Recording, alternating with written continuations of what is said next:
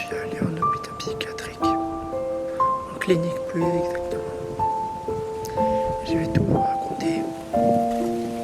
Le 5 avril 2024, j'ai eu des pensées suicidaires. La première fois que je suis rentré, je pensais que j'allais arriver chez les fous comme ce que tout le monde pense. Mais en fait, c'était pas du tout vraiment ça. Comme déjà c'était une clinique, c'était pas un hôpital, c'était différent. On m'a accueilli d'abord avec des infirmiers et un psychiatre en me demandant ce que j'avais. Tout se passe le jour même. Dans la même journée, je vois mon généraliste. Un généraliste. Il m'a dit d'aller en urgence psychiatrique à Purpan. J'ai dû attendre de voir d'abord une personne pour dire ce qu'on avait. J'avais une lettre pour le psychiatre de garde qui était à Purpan, aux urgences. On m'a orienté vers les urgences psychiatriques.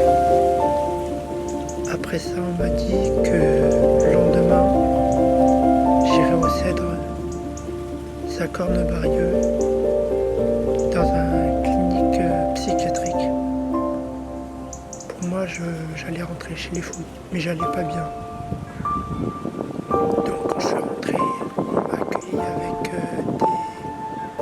dans une salle où on m'a posé plein de questions sur pourquoi j'étais là, ce que je faisais, mes pensées, comment j'avais des pensées suicidaires, ce que j'avais en tête. Et en même temps, il y avait une autre personne, un infirmier, je crois. Il vérifiait tout ce qu'il y avait dans mon sac. Mais vraiment tout. C'est-à-dire qu'il a pris chaque affaire, il les a enlevées de mon sac, il les a vérifiées. Il a enlevé ce qui était cordes, tout ce qui est fil trop long de plus de 20 cm. J'avais un chargeur de 2 mètres, ils me l'ont pris. Après ça, on m'a accueilli dans ma chambre. C'était une chambre double. J'étais avec un collègue, c'était sympa, il était accueillant. C'était le matin, 10h, que je suis arrivé.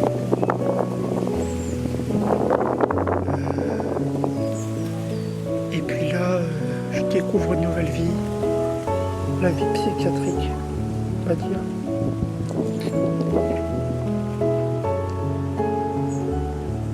Et en fait, tu tournes en rond Je tournais en rond dans un bâtiment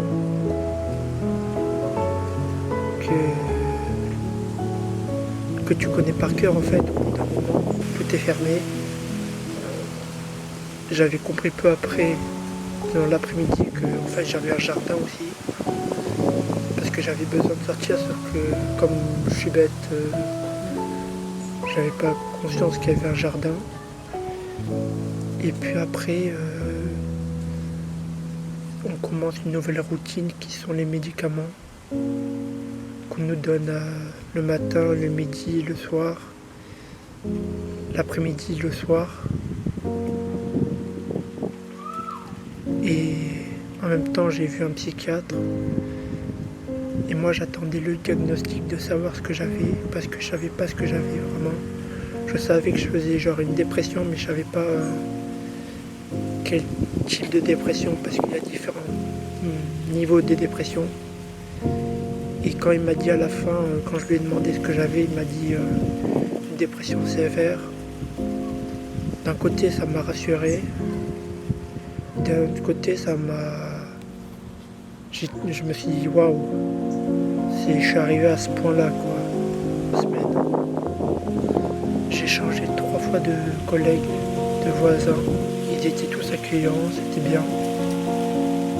Je me suis fait des amis. C'était un grand avantage parce que si tu es seul, en fait, tu rumines tout seul et puis tu tournes en rond. Alors qu'avec les amis ou des gens avec qui tu parles, tu peux, ça te change les idées, quoi. J'ai eu le droit au bout de 2 semaines à des activités, de l'ergothérapie, du sport. renforcement de soi. L'ergothérapie, ça m'a plu. J'ai fait de la pyrogravure. En sport, on faisait du renforcement musculaire. Et en confiance en soi, je ne l'ai pas fait parce que c'était pas la dame. J'ai fait ça pendant une semaine et après j'ai pu sortir de la clinique. J'ai été stabilisé, j'étais beaucoup plus clair, j'étais réveillé. J'avais le droit aussi à des week-ends de permission où je pouvais rentrer chez moi. Chez moi, ça m'a permis de me changer les idées aussi et de revoir un petit peu le quotidien. Parce que tourner en rond dans une clinique fermée qui consiste à qu'en fait tout est bloqué et tu peux pas sortir, alors qu'il y a d'autres niveaux où c'est ouvert, où les gens peuvent sortir et aller dans le grand parc. Nous c'était dans l'endroit protégé, on disait, ça c'était en avril, pendant 3 semaines. Après je me suis mis en arrêt pendant tout le mois de mai, puis ensuite j'ai commencé ma formation TSSR, 1 semaine en retard en plus. Et puis là, au bout de 2 semaines, ou 3, je sais plus, en fait je ressombre, je recommence à avoir des idées noires et là on m'hospitalise une deuxième fois à la même clinique. Là je suis en chambre seule parce que la mutuelle pouvait le rembourser.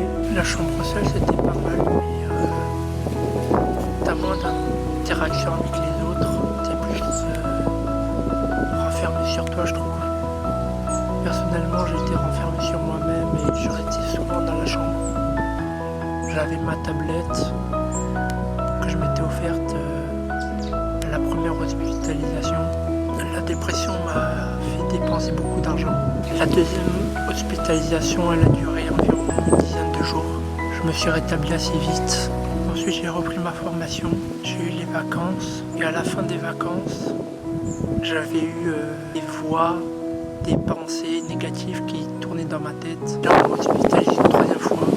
Et là, c'était le 28 août 2024. Et ça a duré 3 semaines. J'étais aussi en chambre seule, mais là je me suis fait des copains au bout de 3 jours. Il y en a un qui est venu me voir et qui a vu que j'étais seul souvent et qui m'a dit viens avec nous, on fait des jeux de société, on s'amuse, on se rigole, on change les idées quoi. Et je les ai suivis et ça m'a changé les idées, même si j'avais pas la grande forme parce que j'étais pas bien dans ma tête encore, j'étais dépressif. Je sentais que j'étais pas très motivé. Au bout de 2 semaines, ça allait. Les effets de l'antidépresseur. Ma psychiatre avait prescrit un double 2 d'antidépresseur. Donc j'en prends le matin et le midi. Je m'attendais pas que ça soit ça, tellement que c'était... je m'attendais pas qu'on me prescrive double dose quoi. Je pensais pas que ça pouvait être possible. Parce que ça veut dire vraiment que là que c'est violent quoi ce que tu vis. Donc là depuis ça a duré 3 semaines. Depuis ça va un petit peu mieux mais maintenant j'ai arrêté ma formation pour des problèmes de santé et maintenant je suis au chômage. Je pensais trouver du job dans une entreprise où je pensais avoir une chance. Ils m'ont refusé parce que j'avais pas le permis, ce que je comprends. Et à la 2e candidature, ils m'ont refusé mais on sait pas trop pourquoi. On comprend pas pourquoi. Donc là on est le 1er novembre, j'ai mal dormi. Je ne pensais à rien, j'ai écouté de la musique pendant la nuit là. Je suis pas spécialement fatigué, ce qui est bizarre, j'ai dormi 5 heures. Et puis